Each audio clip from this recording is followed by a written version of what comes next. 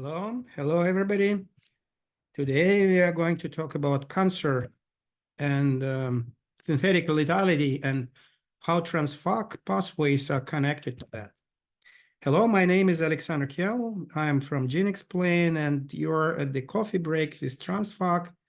So take your coffee and relax, listen, learn, and prepare your questions. But now let's proceed. So I will share my screen and ask ChatGPT to make a nice picture of the CRISPR synthetic lethality screens and then TRANSFAC pathways.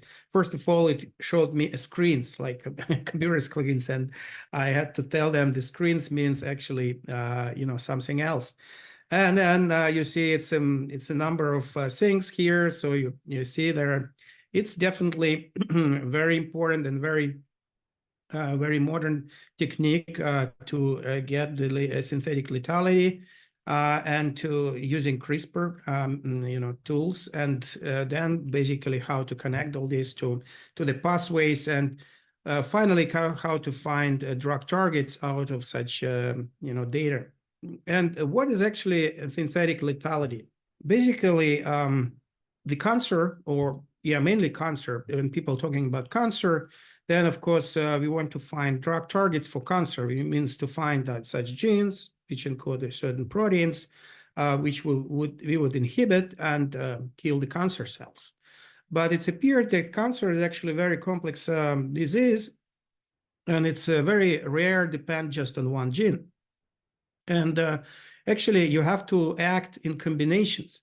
So, and you have to inhibit one gene and maybe inhibit another gene and then kill the cancer. And the trick is that you can get kind of a synthetic effect. So what it means? So it means that if you just inhibit one gene or knock out one gene, the cancer cell, the tumor cell will actually live. You would inhibit another gene like gene B, and it will also live, but only when you inhibit both of them, then kind of synergistic effect will appear and the cells will die. So that's called synthetic lethality, when you synthesize two effects together, and that has certain synergistic effect. And actually, today we are talking about a very important drug, which is on the market now. Well, I will talk about this, more in details a bit later. But actually, we are talking about immunotherapy. So those drugs which inhibit, the so-called, immune cell checkpoint inhibitors. And I will talk about them a bit later, but first let me introduce you actually a so-called CRISPR library, which I used for such a synthetic lethality screens. So what means screens? We actually, we know, for instance, one gene, which is our target. And today we are going to study a gene called PDL1, is a very important target for immunotherapy. And then we are searching for combination with another target in the genome, which would give us a synthetic lethality to the tumor cells. So, and we don't know which genes it should be, and we can scan the whole genome basically by applying this so-called CRISPR library. And this CRISPR library, they are based on so-called, special RNAs, which are called guide RNAs, because they are guiding the CRISPR, Cas9 protein to a position where you need to cut. So, and these guide RNA, sequences, they have a special TARG. So it's a part of RNA which is complementary to a particular part or place in a gene, which is our interest. So basically, it target the Cas9 protein to that region, and the Cas9 will actually delete this place, or will put a cleavage, and this way we'll be doing kind of a knockout of that gene. And so there are big libraries of this guide RNA for all genes in genome, and then using actually deep sequencing, you can do such a screen in one run. Basically, you put all these guided RNAs in the system, and they cut those regions in different places, in different genes, basically covering the whole genome. And then you get those regions into the special techniques, and then you sequence them. And then you actually map them back to the genome. So this way, you first of all know where this guided RNA was actually doing its job. And then you can split those individual RNAs into the you collect them in bins which correspond to particular genes, and then you can count those bins in the experiment when you actually do simple assay without these guided RNAs or with guided RNAs, and then you compare these two runs, and then with this you can actually see the effect of this synthetic lethality. You should actually basically observe in how many cases or how frequently cells are dying when you actually cut a particular gene, in addition to the gene of your first initial target. And then when you have all this set of sequences, you would put them in different types of software. And one important software which many people are using is called Magic, sort of Magic. And that's very nice software. Basically what it's doing, it using the fact that each gene has not just one target, but several guided RNAs. And this algorithm is actually taking several guided RNAs for each individual gene and rank them to each other. And it can estimate the effect of knockout of that gene in positive, actually in negative trend, and also in positive trend. What does it mean, actually, negative and positive? So basically, it means exactly what I'm saying. So some genes are actually, if you knock out them, they will increase amount of cells which will die and compared to the initial knockout.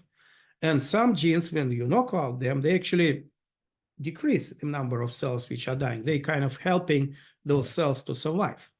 So, so these are interesting, really, directions. So for us today, we are focusing on those genes which are helping cells to die, because for us it's important to kill those cells. But of course, you have to keep in mind that this algorithm also gives you another set of genes which help cells to survive, and we can analyze both cells, both type of cells, of gene sets.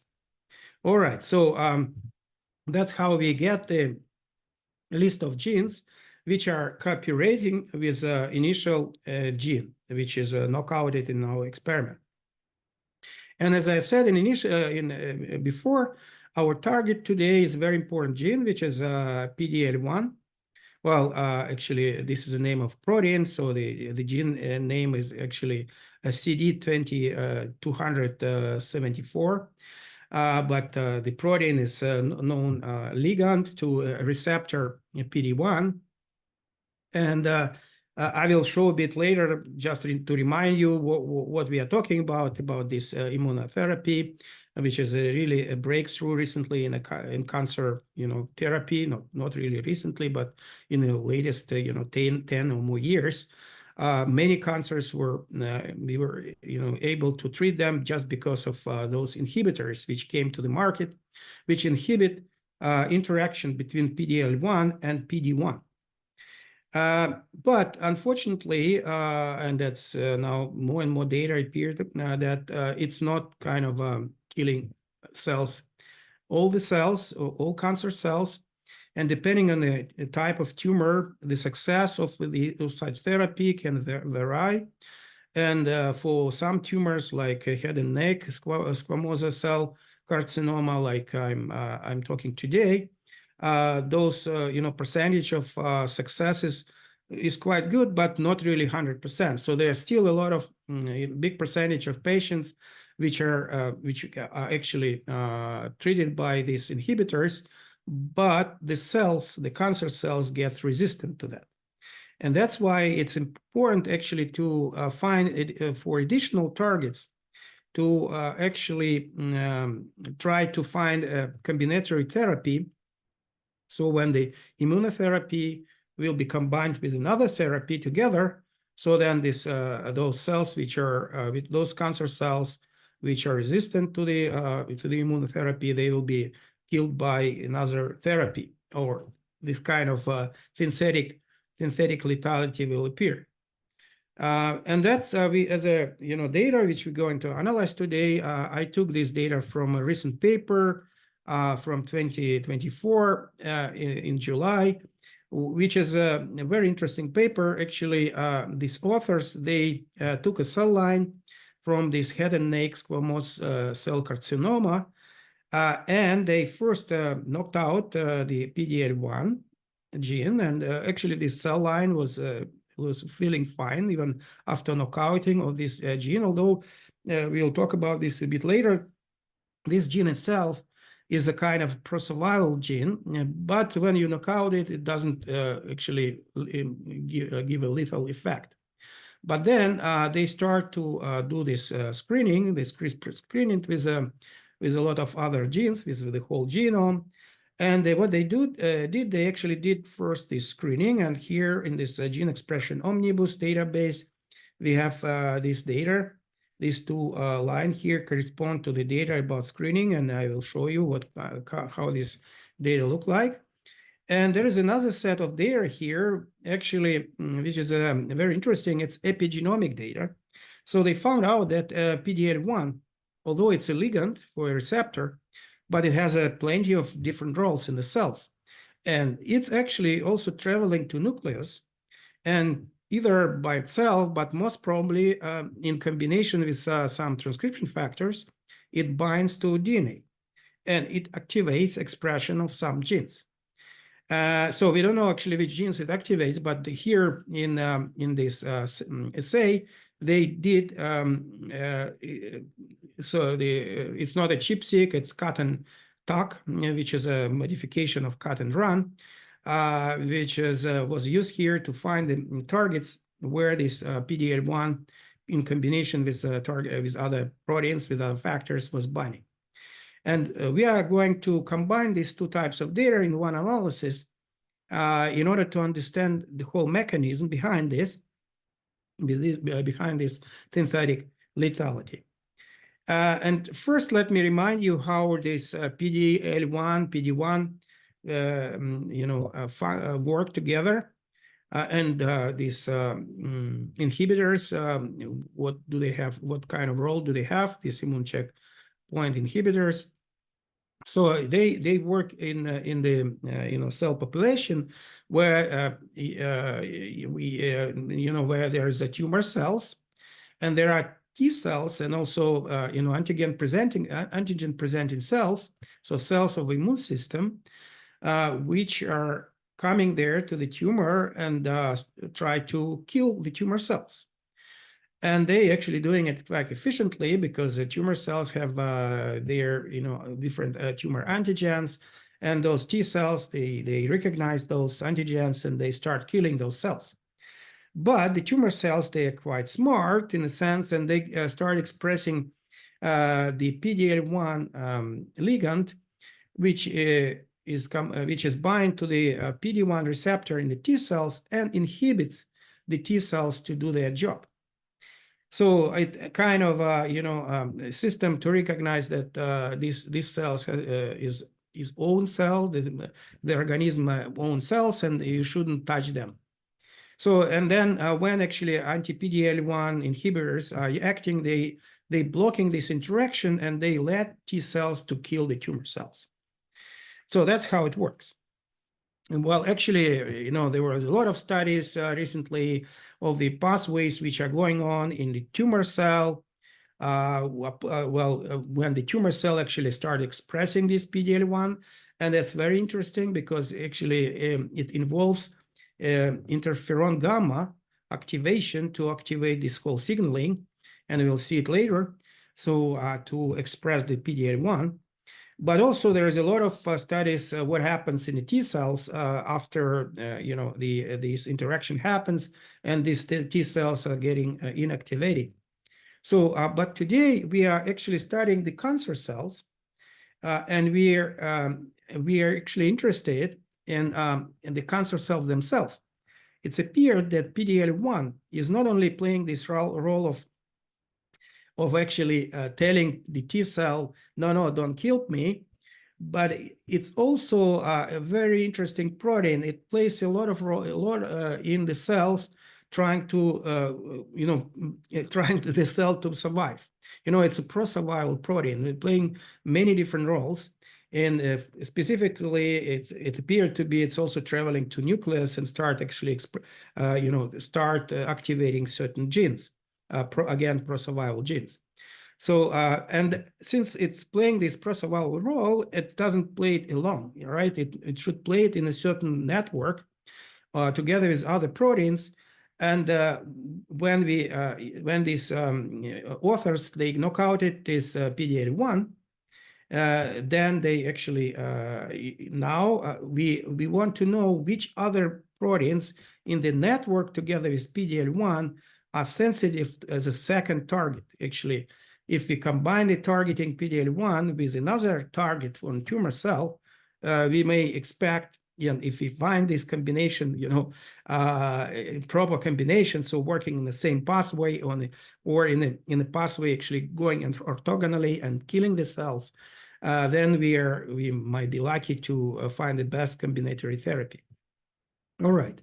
So how this CUT&RUN works, and actually what they use, in fact, CUT&TAC. So basically, what we are talking about, we want to know where transcription factor is binding on DNA, so a lot of methods were developed, and so you know all what is a ChIP-seq when the transcription factor is combined with the antibody, and then with a special technique, we now know where these TF are bound to DNA. But the CUT&RUN and CUT&TAC technique actually uses enzymes which are cutting DNA, two different enzymes, and then it's much more sensitive than just binding, which is done by standard ChIP-seq. So, but the data itself is practically the same. So at the end, we get fragments which correspond to potential to the actual observed binding of TFs to different regions of genome, and then those fragments are mapped to the genome, and we know in form of peaks where those transcription factors are bound to the genes. So as I said, in this work they use not CUT&RUN but CUT&TAC, but basically it's a very similar technique. So why we are talking about transcription factor? Because we are talking about TRANSFAC, and TRANSFAC is about transcription factors. But before I was always talking about TRANSFAC pathways, and we will talk about TRANSFAC pathways definitely. But first of all, we start from the basics. So basically, so once we know where transcription factors are binding, and we can do it with TRANSFAC by collecting those positional wave matrices in TRANSFAC and applying them to find sites in TRANSFAC. So then we know where, for instance, transcription factor which is combined together with a PDL1 will be bound in the genome and will regulate the genes, and we should find those places, and we should analyze those places in order to understand which transcription factors are actually involved. So, and how we do this. So actually we do it, well, first I will show the whole pipeline, let me talk about this pipeline a bit later, but let me show you how we search for those transcription factors which are involved in this process. So as I said, PDL1 is shuttling in nucleus and binding to the to target genes, but it's not a DNA binding protein. So it needs to be bound to bind to different transcription factor, which would bring this PDL1 to the place and activate the gene. And those transcription factors are not working alone. So they actually form a complex with this PDL1, perhaps, we don't know. But definitely it's not just one transcription factor which plays this role, but it's a combination of factors which should be targeted to that place and activate the genes. Right, so, and we have this algorithm, and I showed it before, but just to remind you, we have an algorithm which will search in these regions of our interest, coming from this, CUT&RUN, CUT&TAG experiments, and we'll find those clusters of binding sites for different transcription factors in order to understand which transcription factors are cooperating together to make PDL1 as acting for activator of the various genes. And actually, these combinations of factors will also help us to understand the synergistic effect of different gene effects, because that's how this combination of transcription factors works. So each of the transcription factors is responsive to a certain signal, to a certain pathway in the signal transduction network. And but then when they sit together and they start interacting to each other, they basically produce this synergistic effect of gene regulation. And if we remove one, it may be not such a hard effect, when we remove another, also maybe not very hard, very heavy effect. But when you remove two of them, they cannot interact, and the whole complexes fall apart, and you don't observe the proper activation which has to be there. So that's one of the mechanisms of such a synergistic effect on the genes. Okay, so what we are going to do, let me basically show you the whole algorithm, which we are going to do today. So so first of all, we actually take this ChIP-seq, well, it's not ChIP-seq, it's CUT&TAG data, but it's similar. It's like a ChIP-seq, which will give us those regions of DNA where the PDL1 is binding. So, and then we will search for a combination of transcription factor binding sites in those regions. Then, from these transcription factor binding sites, we'll go into the whole network of the signal transduction interaction and to try to find so-called master regulators. And here, at this step, we'll use this data from CRISPR lethal, synthetic lethality screens. We kind of use them as a proxy for so-called for proteomics data. So in a sense, so what I mean is that, well, basically I will show it a bit in the next slide, but to explain it here, what's going on. So when we knock out different genes, we basically, try to understand the effect of the proteins which are encoded on those genes. We basically remove that protein from the signal transduction cascade. If it plays a certain role in the cascade, that particular cascade is not working in that cell any longer. So if we observe a particular protein or gene encoding those proteins that is having a very high effect in synthetic lethality, it tells us that this protein plays a very important role in this signal cascade, which leads to the activation of those genes through the PDL1, right? So, and then we modify this algorithm of master regulator search in such a way that it actually follows those networks, those passes through the network, which are populated by those proteins which have a high effect upon the synthetic lethality screens. So to demonstrate it on this picture, what we're actually doing, we in the network analysis, which we do upstream from transcription factors, as I showed, we have these connections, those reactions showing that particular, kinases, phosphorylate and other kinases. So those steps in the signal transduction network, and those steps have their weights. So normally we have default weights, say 1. And then if we know that this protein is actually very important, and when we knock out this protein, we observe this synthetic lethality, very high level of it. So then we tell the algorithm, okay, you have to search in the network in such a way that your the pass will go through this protein.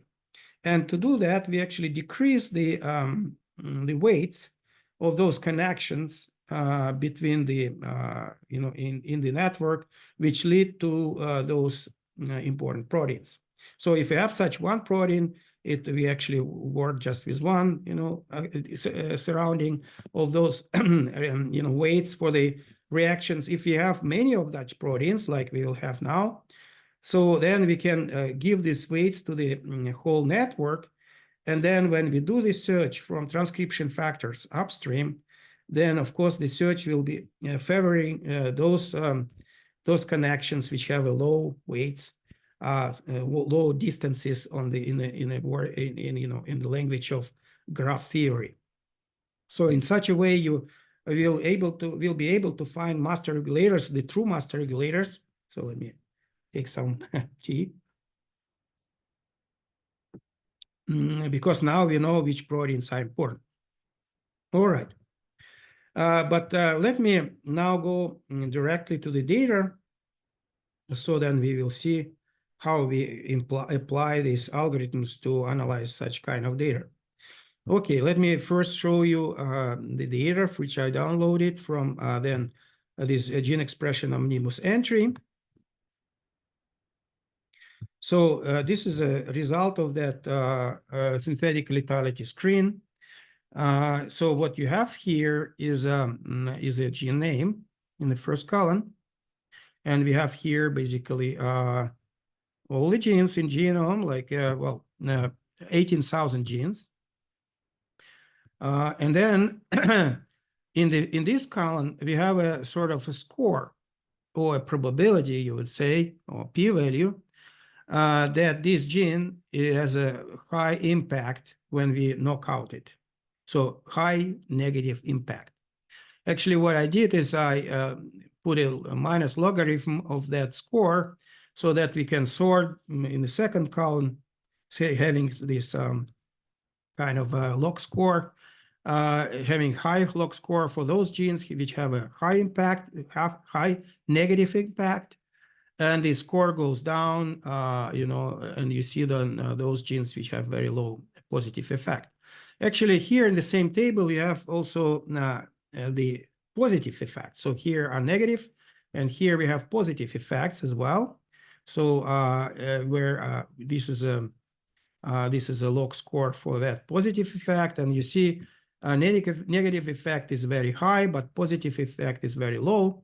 So definitely this gene is, when you knock out it contributes to synthetic lethality, so it kills the cancer cells. But those genes which have a high positive impact, they actually help the cancer cells to survive. So these are the bad genes. So we don't like them. So we like those genes which help cells to die if you knock out them. So which means they actually, when they are not knock out it, when they work, they help cell to survive. But when you knock out it, the cells are dying. All right, so we have actually this table, and we have those two columns. Well, more other columns, but for our further study analysis, we need just these two columns. In fact, I will use mainly this negative score and will not be using the other score. All right, so and then what else we have? We have this. Not this one. Let me see if I have it here. No, we'll see it inside the platform. So we have this CUT&TAG data, so about the places in genome where PD-L1 is sitting, and we'll see them in the software. So okay, let's go online in our software. So let me open that window.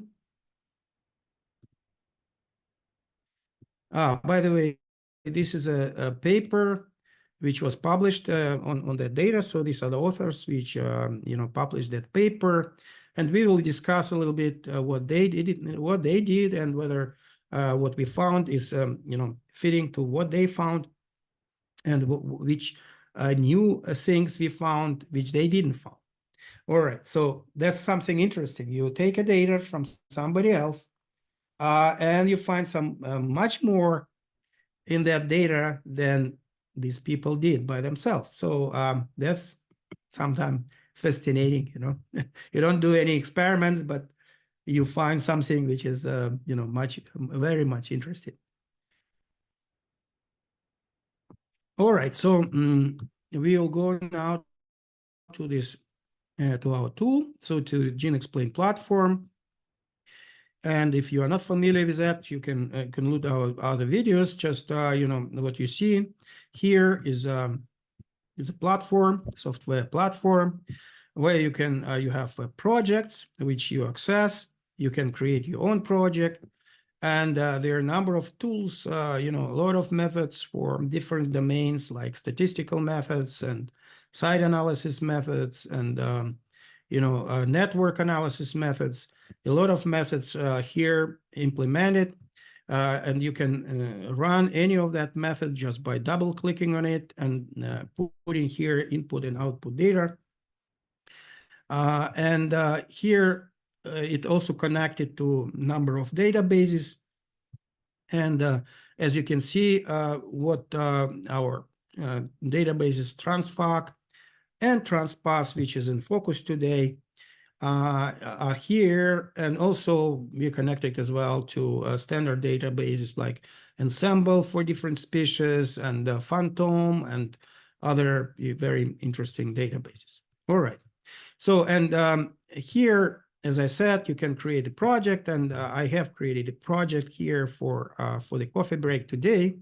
And I have put here already a number of, a lot of data, and one table. So actually, just to show you how to load data, you simply stay in your project. You click here, import data, and you have to select your data from Excel file, or from tabulated table, or from various formats. So I will not do it right away. You have also possibility to put some FTP link where this data can be uploaded, or you can just simply type your gene name here, and then you get this inside the system. So that's various types of ways of inputting this data. And that's how I imported this table, which we have just seen. So you double click on it, and you see this table as it is. So you see this is this log score. By clicking on it, you can sort it. You see these genes which we have seen in the Excel table. And also you see here the positive score. By the way, if we sort it the other way around, so actually some of the genes have very high positive score, and well, this is non-targeted control. Very good. So but this one is definitely a very good gene, and it has a very high positive impact. So it's actually, if you knock out this gene, it helps the cell to survive. All right, so but for us today, this first list is more interesting. All right, we have 18,000 genes here.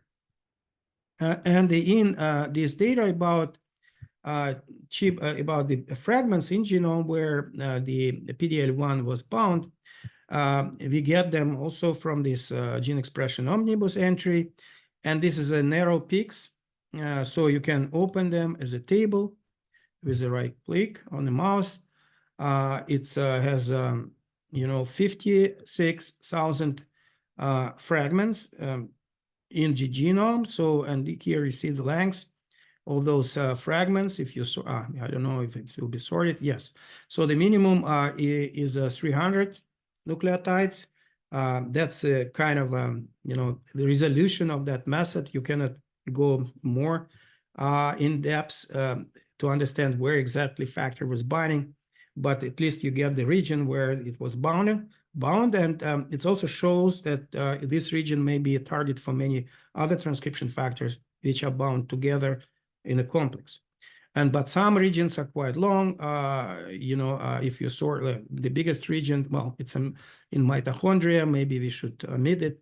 But actually, this 2,497, that's the biggest, longest region in genome where these PDL1 complexes are bound. So, okay, we have these peaks. Of course, we can also see them in genome browser. So we have here genome browser. We can open it. So that's something, of course, you always need because you're working with genome data. You have these genes and the chromosome. And then what you can do, you can drag and drop any of the such genomic data. And then you observe where those peaks are. So for instance, as you can see, this peak is inside this gene. So if you zoom out, you see those regions of peaks. You actually, for instance, clearly can see that they kind of clustered around the certain genes. So, and they can be inside the genes, they can be in between the genes, and they can be in promoters of the genes. All right. Okay. So if we would have also transcriptomics data, then we will know which genes are actually up or down regulated by PDL1. But we don't have. So that's why what we need to do, we have to assume which genes which genes have maximum effect from the binding. And the most easy and clear, straightforward way to take it is just to take those genes which are located nearby. So you take the peak and you see which genes are located nearby. And we have here a tool which can do that. So you can take those peaks and map them on genes. And so this tool is called, if we go here to data manipulation, we have this track to genes. Track to gene set. So this program, and you simply take these peaks.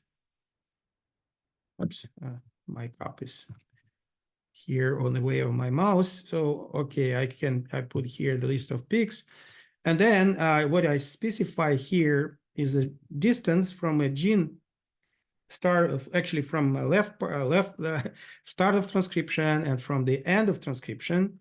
We take 1,000 nucleotides upstream and 1,000 nucleotides downstream. Well, we can actually extend this to say 5,000 to allow possibility that even some distant peaks can, distant position of PDL1 binding can affect a certain gene. And then as an output, we want to see the schema and also the whole annotation, how these genes are, located, how these peaks are located inside those genes. All right, so it may take some time, but of course I did calculate it before. So let me find this picture. It's very useful to see it. All right, so actually these are result of, you see a lot of files which are result of my analysis, which I will show in a moment. But I want to demonstrate where those peaks are bound to your genes. All right, so these are ChIP-seq peak on genes. All right, this is a result. By the way, here in the platform, if you forgot how you generated this result, you click on any of that file, and then you clearly see here the history. So, for instance, this file was generated by this track to the gene program, and the input was this, and exactly the 5' region was minus 5,000 and 3' plus 5,000. So a similar parameters we put here. So we can double click, and actually it shows to us this list of 60,000 genes. So basically all genes in genome have at least one peak somewhere nearby. But actually what we can do, we can sort this list by number of peaks. Okay, this list also have zeros, which means it has 60,000 genes. all genes in genome, but only those genes which have at least one. Here in the column of the number of variation, they have their targets. But there are a number of other genes, which a lot of peaks in them. Of course, these are very long genes, but there is a lot of exons and introns. But still, those genes have a lot of peaks for PDL1. So which means we can assume that these genes are really affected by this binding, and we simply take those genes with a maximum amount of peaks in them, and consider them as the genes which are whose expression is affected by this PDL1. So why do we need them? Because we, as I said, our analysis on this picture start from the list of genes. So of course we don't have transcriptomics, but we kind of assume that those genes which have their peaks in the vicinity, their expression is affected. We don't know which way, but whether it's upregulated or downregulated. But still, we can take this list of genes as a first approximation of the affected genes. All right, so that's what we'll do. So now we have basically everything in our hands. We have these peaks. Then we have actually list of genes which are affected by the knockout. But what we want to do, as you remember, we want to consider them as proteins, because actually we are interested in the effect on the signal transduction pathway. And in signal transduction pathway, there are proteins which are playing the role. All right, so then we convert them into proteins, and here, and also filter them a little bit. So we take away those proteins, those genes and their proteins which have a very low score. So we put a cutoff. Actually, we put a cutoff of 2. The log 2 should be higher than 2, which gives us 6,000 genes and 6,000 proteins, basically. All right, we have these proteins, and then we can run our tool. And what is the tool? Is let me show it to you. So of course, if you were previously on our webinars, you've seen that tool, and it's called Genome Enhancer. This is a magic tool which can do everything.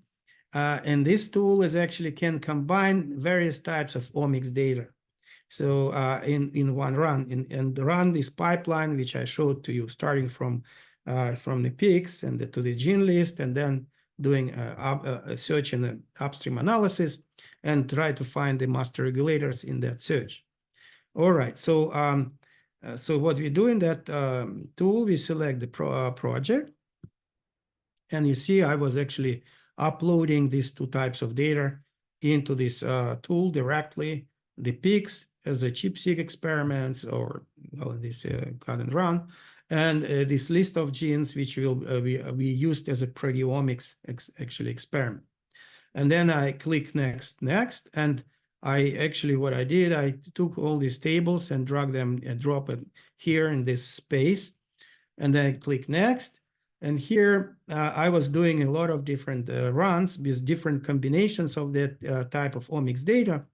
But the latest run was this, where, as you can see, this is one box you simply created by clicking here, and you drag and drop here all the proteins, all these 6,000 proteins, right, which are affected by knockout experiments. Then you put here the list of genes which have at least maximum number of the peaks in their vicinity, and the peaks themselves. So peaks will play an epigenetic role. Here's kind of a proxy of transcriptomics, and here is a proxy of proteomics. You see, it's all proxy. So if you would do this as a standard pipeline, you would have RNA-seq as transcriptomics, MSigDB as proteomics, and ChIP-seq as epigenomics. But here is a very special types of data, and we have to sort of trick the system a bit, but with understanding what we are doing. So we are actually doing the right thing. Okay, so then the next thing is what we have to do is we have to select a disease. We actually want to analyze head and neck neoplasm, and more specifically squamous cell carcinomas. So you can select several nosologies. Nosologies here so this is used by the algorithm at the very end, final step, and upon finding the master regulators, it will also search for drugs, and then it will actually look what kind of disease we are analyzing, and look for those drugs which are known for that disease. You'll see it in a moment. All right. So here what we do, we simply select that combination of different types of omics. So this was the latest combination which I combined. So as you can see, you can take one condition or several conditions, and you start the analysis. So of course it takes several hours to finish. But what we'll do is we'll look into the ready results. Now, by the way, here is a magic button which appears just recently in this tool, where you can specify some of the parameters. There's of course, this algorithm, this tool is fully closed, so parameters are set by default, and but some parameters we started here to add them to the user, so you can specify some parameters. For instance, you can specify those cutoffs of fold changes if you work really with RNA-seq data. But here we don't work with RNA-seq data, so we don't touch these parameters at all. All right, so then we go to see the reports, and that's the last report which was generated from that tool. We will have a look at them. Okay, so the tool analyzed all this type of data, and it produces this little summary. It found that these two genes are actually most promising druggable targets in this combination with PD-L1 inhibitor. And it also explains a bit through which transcription factors the whole analysis was specified. But hey, let's have a look at the full report. So it shows this input data. It shows which genes were taken. And as you can see, basically, it took those top genes, which have a maximum number of variations. It's called variations. It's has maximum number of peaks in the body of the gene, in 5' and 3' regions. And in yes, that's the first set of type of data. And then it started analyzing these genes. Actually, it took 476 genes, which have this maximum number of peaks in the body of the gene, and then start actually putting them in different analysis pipelines. First of all, it maps them to gene ontology, very standard thing. But actually, it already shows you very interesting points. For instance, you can see here that these genes, a lot of them playing a role in cell-cell adhesion, metal ion transport, and that's important for future. And it's a big category. Cell junction and neuron differentiation. That's very interesting and very strange, because we are talking about cancer cells. But again, you'll see this will play. And then it also maps to the pathway ontology.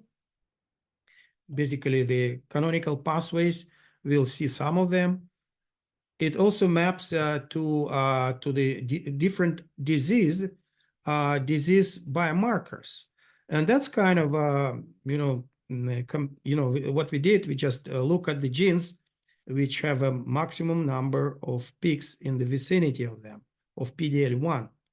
But now, if you look, that's very statistically significant enrichment of genes from such diseases like skin. Right, so that's my previous pipeline just finished, so it opens automatically. So you see it's skin and connective tissue diseases, skin neoplasm, melanoma. So it has something to do with the tumors, but not only, also mental disorders. So some of the genes also have something to do with mental disorders. All right, so then the proteins are these genes. These are the genes. Well, they are not the proteins. They're not coming from not from proteomics, but they are coming from this little synthetic lethality, screen. And you have here these 6,228 proteins with their importance, which this log2 next score, which is here. All right. And then basically you can also map what we are doing. We map them also to gene ontology and map them to pathways and diseases. All right, then we compare these two sets of genes, the genes where you have peak for PDL1 and genes coming from this experiment of synthetic lethality. And then this is important, which step. This is an analysis of combination of transcription factors, which are found in these peaks, right? And you see this very clear discrimination. Actually, these results are quite good, and the AUC is very good. It's 87. So of course they overlap, but these two distributions they show how many of those sites for these transcription factor motifs they were found in the peaks of our interest. These are red bars, and the blue bars shows how many of those sites you found in the background sequences. So you clearly see the discrimination. And actually, moreover, if we look now in those genes, in those peaks, basically, then we see, yeah, we can sort by the score. So the maximum score which we observe, so which shows this frequency of sites is 15. So as you can see, it's on the right side on that distribution, and these genes in their peaks, which are located inside those genes, you see these clusters of binding sites for these transcription factors. So this gives us evidence that these transcription factors are really involved in regulation. But now what we do next, we actually ask a question, how these transcription factors are regulated from upstream, and whether we can find master regulators of that regulation. And that's shown here. Actually, in fact, I worked a bit with this network to extend it a little bit to find, more clearly those genes which are coming from these lethality screens as a master regulators of that network. Let me show this in more details. So for that, I will go directly into the platform and open this network, and also explain you what exactly you see on that network, actually. So I open it here, just a moment. This is a network. So you can, of course, zoom them in and out. So what do we see here? So basically, it connects all the types of data together. So here we see those genes which have their which have peaks in the promoters of, well, not only promoters, but in 5' regions, in introns of those genes. But in fact, when the system was doing the analysis, it pays more attention to those peaks which are located more closely to start of the transcript of those genes. So basically, these are the genes which are affected by the PDL1 peaks. And the expression definitely is affected. And among them, you see very interesting genes. And by the way, the PDL1 by itself, also a target of those a combination of transcription factors and by the PDL1 protein. So it actually regulates also by itself. All right. Here you see this, names of the motifs which were found by our algorithm as a very frequent in those promoters, in those peaks. And here the blue guys are the transcription factors which are connected to those motifs. And you see here interesting factors like NF1B, BCL6, RXR alpha, very important, and June D, that's a component of AP1, and a very interesting factor, twist1, and we'll briefly talk about that at the end. And at the top of that picture, we see these master regulators, which were involved in the synthetic lethality. So you see also PDL1 here by itself, but other master regulators are, some of them are upstream from PDL1, some of them are actually on the same level. And this aura, this red aura, actually is this measure of the log score. So those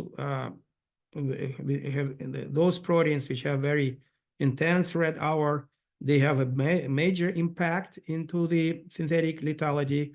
But what is actually really intriguing, that practically all of those proteins which are inside this network, they have some impact. Some of them are bigger, like cyclosome, which was not selected as a master regulator, but still it has a very high impact.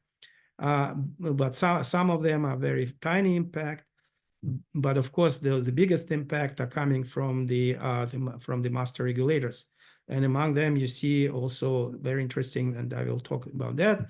But our focus today is this one, is called M3, which is a product of that gene, which is this gene. And that, as you remember, was selected by the algorithm as the top target. So it means that the algorithm estimated this as a most interesting target for the combinatory therapy. And okay, that's exactly what we'll see, in a moment. In this report, you see also actually how those targets can be considered from a point of view of potential drug target. So we estimate so-called druggability score, which here tells simply how many known drugs and which are on the market, or those drugs which are investigational, are already known for this target. And this target is actually very well known. There are 74 drugs already on the market. There are other targets here, and these targets and drugs are estimated not only from the literature, but also from the chemoinformatic tool, which is called PAS. Well, we are not talking today about this. It's a separate topic. But here you see also estimate of the targets from a point of view of chemoinformatics.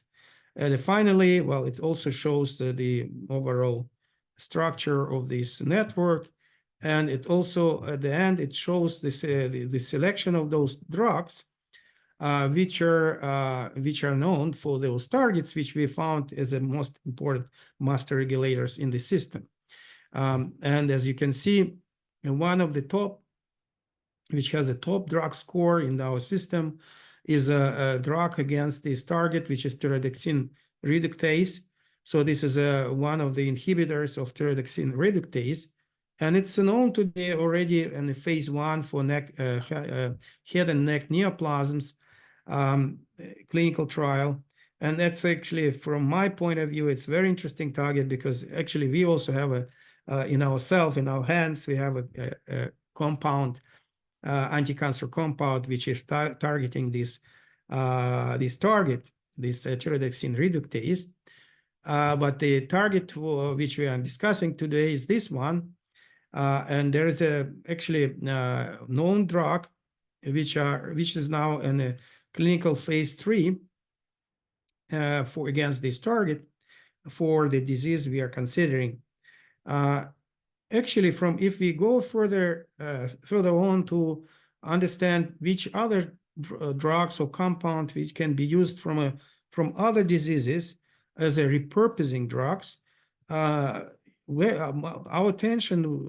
intention now is to this drug against this target, which is not yet shown for head and neck neoplasms. It's used for actually a disease which is very strange, sort of not very wide disease, but sometimes it's very bad, so-called xerostomia. And we'll see now that actually our predictions, so we show here the drug score for this drug is actually even higher than those drugs which are already on the market or in the clinical trials. So that's a very interesting candidate as a combinatory drug for the PD-L1 inhibitors. So to show that, let me just briefly jump to my presentation. Where is my presentation? Just a moment. Here it is. So I showed here the information about this target for that drug. So it's called a muscarinic receptor, and it's known. There are early papers in 2008 showing that this receptor is actually very promising for cancer treatment, and more newer papers, recent papers also discussing agonists and antagonists of that receptor is very promising in cancer. And currently it's actually used as a treatment for this disease in patients. But it's interesting that it's actually used for head and neck cancer. But though it's not considered as a direct drug against the cancer, but a drug against the side effect of the treatment, post-radiational treatment of the cancer. So this xerostomia happens as a side effect, and this drug is used against the side effect, but it seems to be has a quite nice potential also as an anti-cancer drug, as all those calculation shows, and also this shown in several papers. All right, so but before we end here, and you see we kind of goes through all the data steps, and we even came to suggest anti-cancer treatment. But I want to show you some in-between steps which are useful to do when you want to analyze your data more in depth. For instance, today I want to also show to you one simple feature, which is of the geneXplain platform, which may be very useful for you. If you have a set of genes, like for instance, this set of genes which came up with from our analysis. So this is 118 genes of the which are genes encoding the master regulators which we found in our analysis. So these are all 118 genes, not just the top master regulators, but all of them. All right. So and then we have this set of genes, and we want to understand what these genes are doing, what kind of functionality they have, and what you would do, and that's kind of standard. You would map it to the different types of ontologies, and that's what what I showed you in the report when we mapped those genes. Well, we mapped the original genes to the gene ontology, to the pathways. This you can do here in your account just by running a simple analysis, which is here, and it's called functional classification.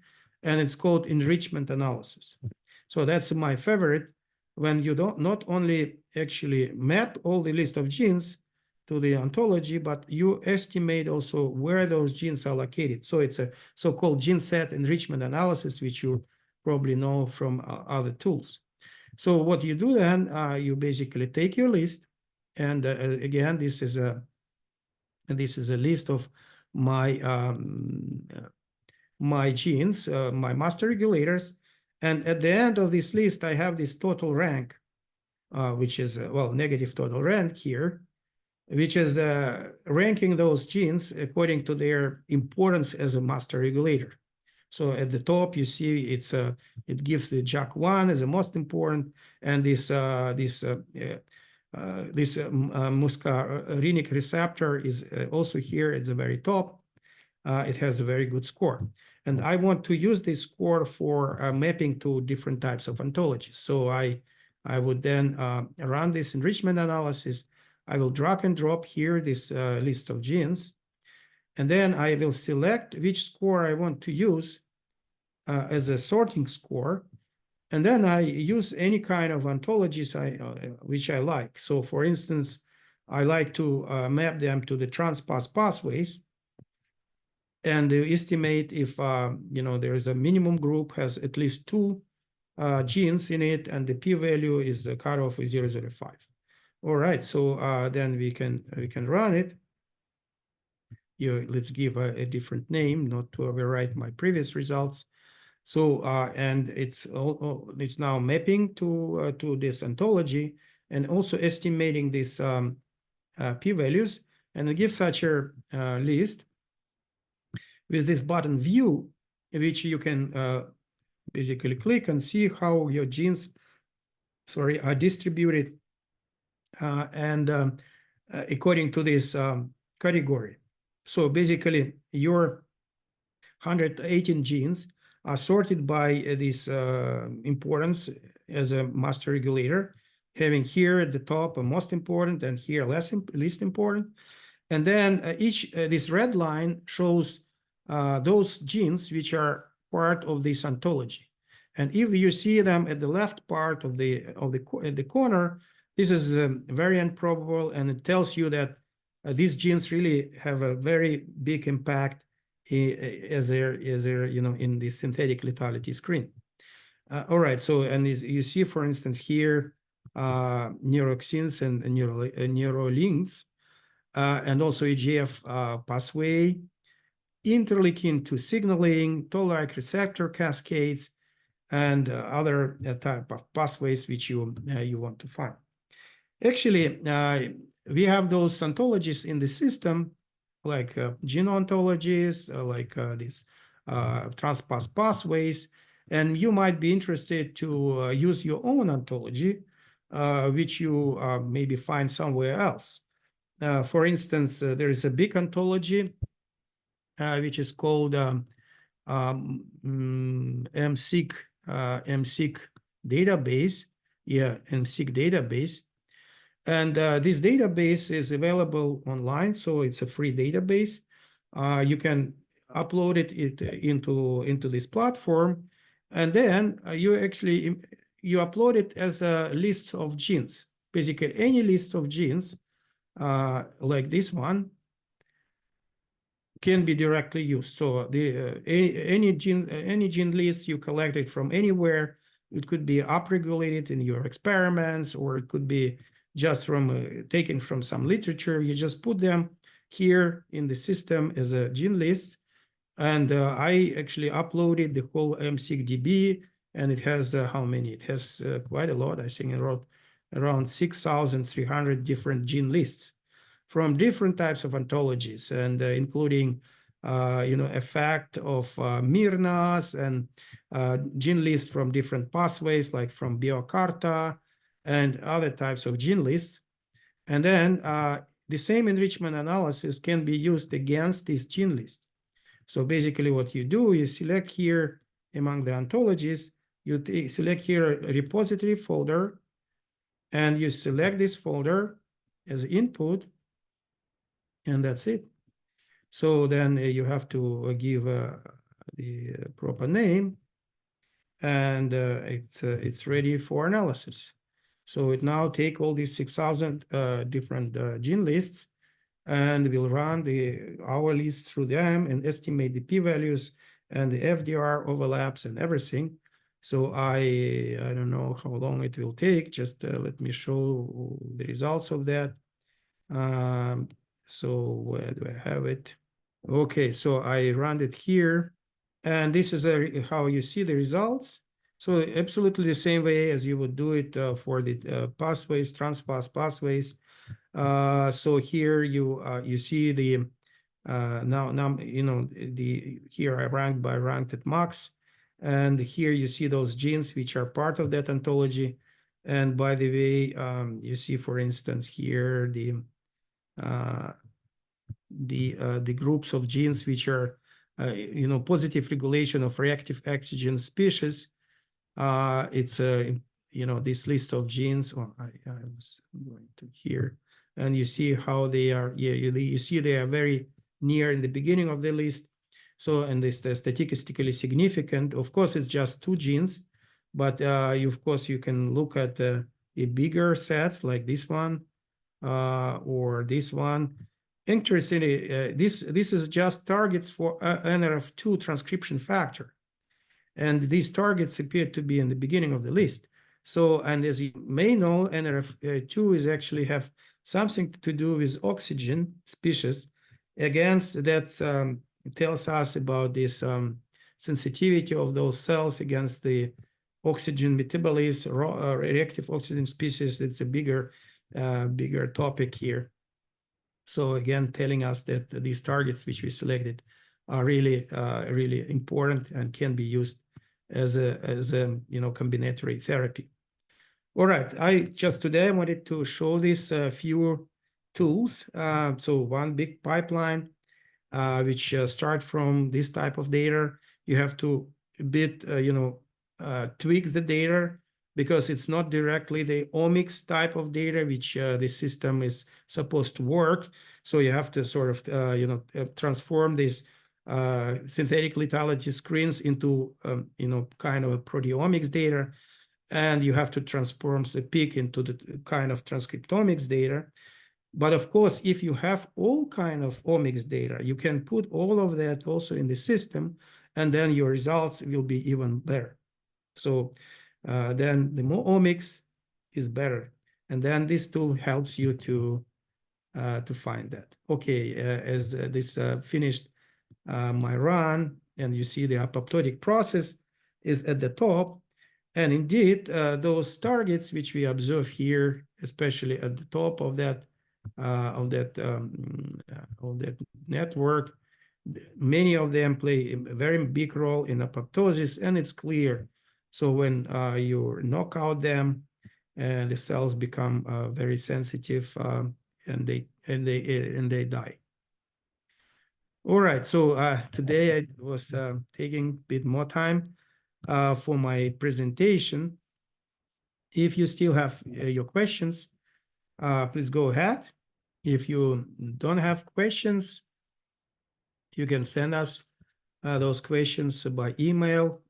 Don't have them right away, but you are free to ask anything, of course. Just let me show you last slide, kind of a advertisement, or more sort of explaining how our products look like.